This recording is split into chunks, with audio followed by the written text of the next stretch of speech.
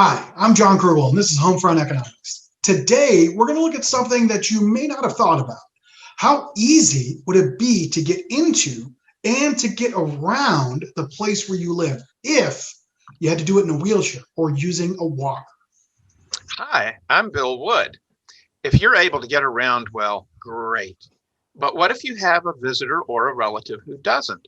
The concept we're talking about is accessibility. Something is accessible when it is easy to enter or use. And you can look at the picture there and see some things are easy and some things are hard. Years ago, people designed all kinds of buildings without thinking very much about how accessible they were.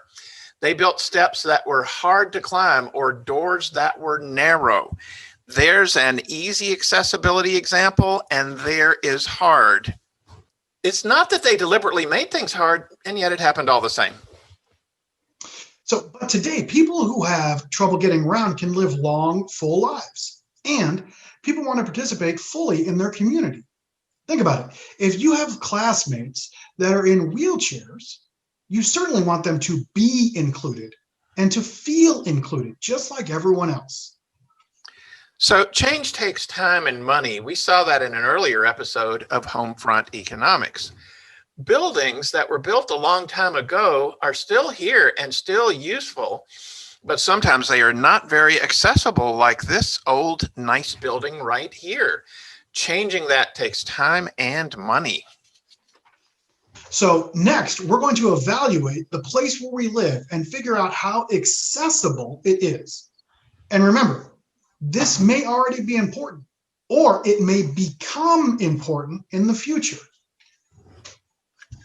Kids, are you ready? Yes, we're ready. Okay, let's go see how accessible our place is. And all of you watching at home, let's hear what we're looking for and then pause the video. From outside, find the easiest way for someone using a wheelchair or walker to get in.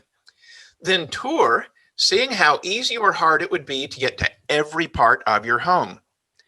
Measure the width of your doorways. 32 inches is the wheelchair minimum. And then go measure each bathroom. You need a 5-foot circle of clear space for wheelchair turning. That is 60 inches.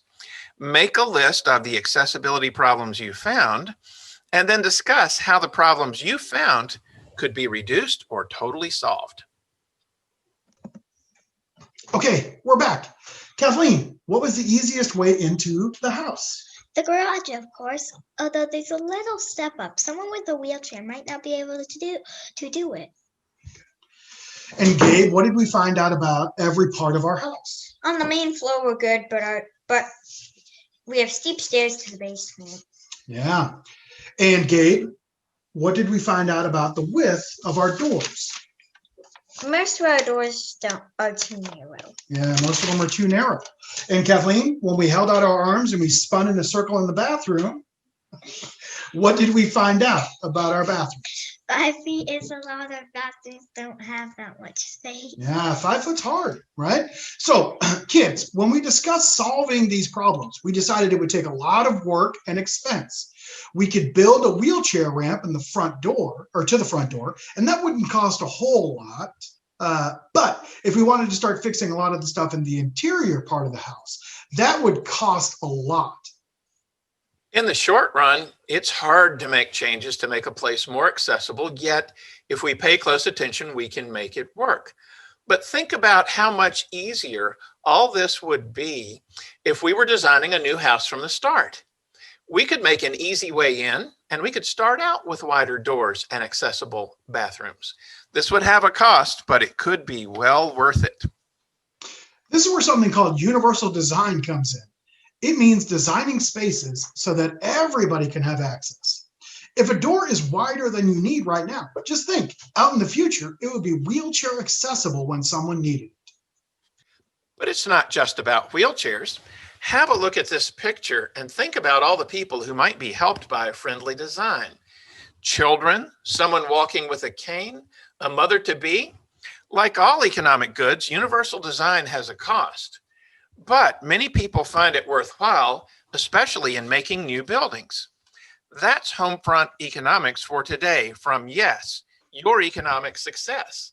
Yes reminds you that your economic success begins at home. Thanks for watching, everybody. Bye.